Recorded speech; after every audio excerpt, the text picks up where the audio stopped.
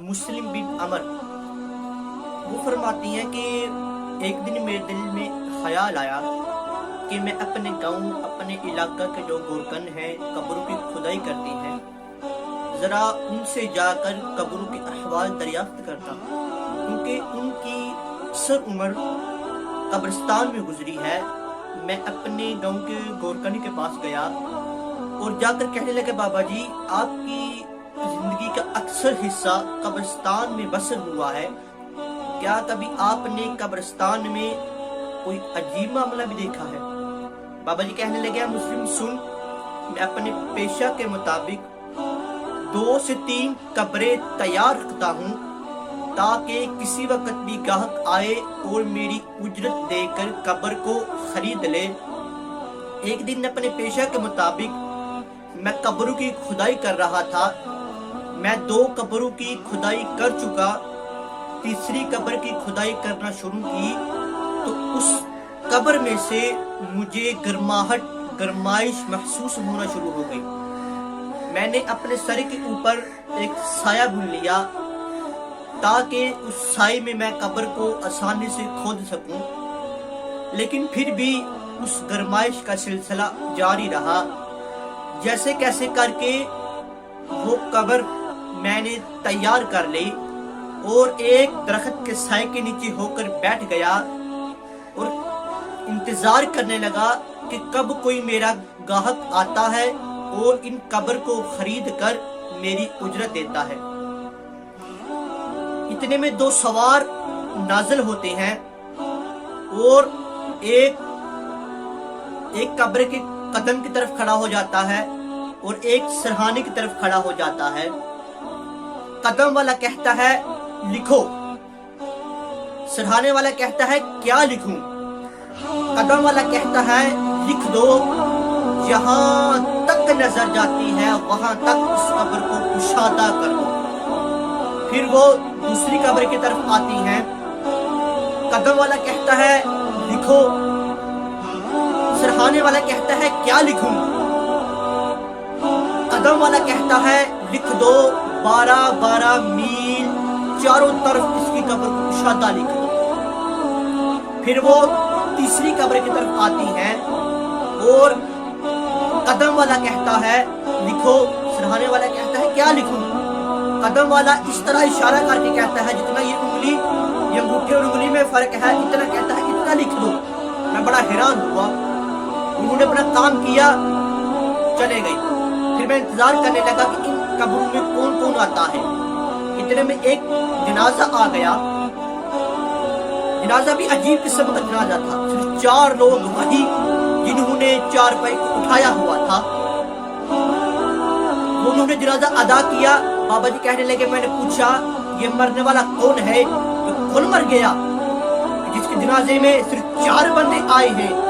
उनमें से एक कहने लगा, ये तो हम भी नहीं जानते ये कौन है, लेकिन ये एक मुसाफिर है जो प्रदेश में मर गया है। बाबा जी कहने लगे, तुम नहीं जानते लेकिन मैं जानता हूँ ये कौन है। ये कोई आम बंदा नहीं, ये कोई अल्लाह का वली आया है, ये कोई आम बंदा नहीं, ये सरकार मुस्तफा पर दुरूद पाक पढ़ने आया है। इसी तरह तो इसको इतनी कुशादा कब्र मिल गई है। फिर उन्होंने वो कब्र खरीदी और मुझे कहने लगे, हमने ही इसके कफन दफन का एहतमाम किया है और इसी में से तुम्हें कब्र की उजरत देंगे। बाबा जी कहने लगे, मुझे तुम अपने पास रखो, उस कार्य खैर में भी शामिल हो जाता। फिर बाबा जी कहने लगे, मैं इंतजार करने लगा कि दूसरी कब्र के लिए कौन आता है। फिर एक जनाजा आया। उस जनाजे में अजीब बात, 4 बंदे वो जिन्होंने 4 पाई उठाई हुई थी, 4 बंदे इसके अलावा जो जनाजा पढ़ने आए थे, उन्होंने जनाजा अदा किया, दूसरी कब्र खरीद ली। मैंने पूछा ये कौन मर गया जिसके जनाजे में सिर्फ 8 बंदे हैं? उनमें से एक कहने लगा, ये हमारे इलाके का सबसे गरीब बंदा मरा है। वो कहने लगा, जो ठीक है गरीब था लेकिन इसका किरदार कैसा था? कहने वाला कहता है, ये पैसे तो गरीब था लेकिन कलमे से गरीब नहीं था, नबी की शरीयत से गरीब नहीं था, इसका वक्त गुजरता दुरूद पाक पढ़ते हुए गुजरता, इसका वक्त अगर गुजरता मस्जिद में गुजरता, अगर इसको टाइम मिलता रब के हुजूर सजदा करके टाइम गुजारता।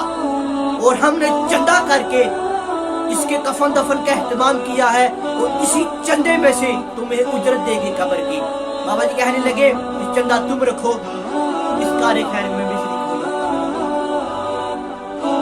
अब मैं तीसरी कब्र के बारे में सोचने लगा कि इस बदबख्त कब्र में कौन आएगा, वो बदबख्त कौन होगा। इतने में एक जनाजा आ गया। जनाजा क्या था, जहां तक नजर जाती है वहां तक लोग ही लोग थे। जनाजे के ऊपर मखमल की चादर थी, उस चादर को फूलों की पत्तियों ने घेर रखा था। उन्होंने तीसरी कब्र खरीद ली। मैंने पूछा ये कौन मर गया। उधर मैं जनाजे को देखता हूँ, इधर कब्र की हालात को देखता हूँ। मैंने पूछा ये कौन मर गया। कहने वाला कहता है ये है हमारे इलाके की सबसे अमीर बंदा है, उसकी बीवी मर गई है। कहने लगा मर तो गई लेकिन इसका किरदार कैसा था। कहने वाला कहता है इसके पास पैसा तो था लेकिन नबी की शरीयत नहीं थी।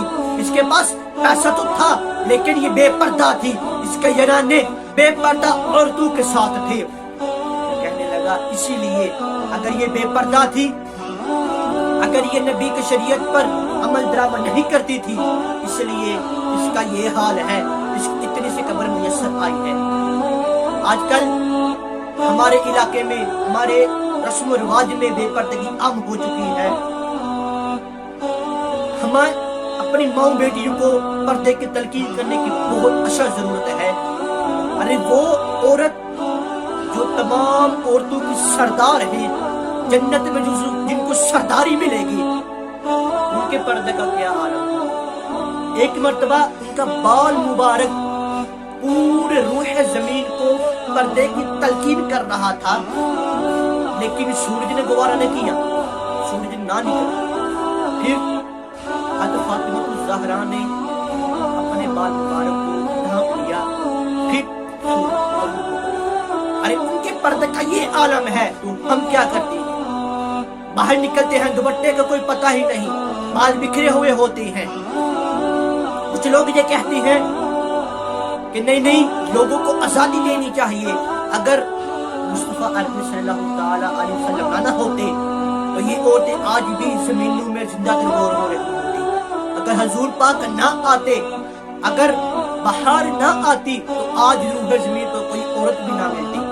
और ये फिर भी कहते हैं नहीं असाज़ जहन के मालिक हैं। ना बाबा ना, जो शिद्दत हमें हुजूर पाक ने अता की है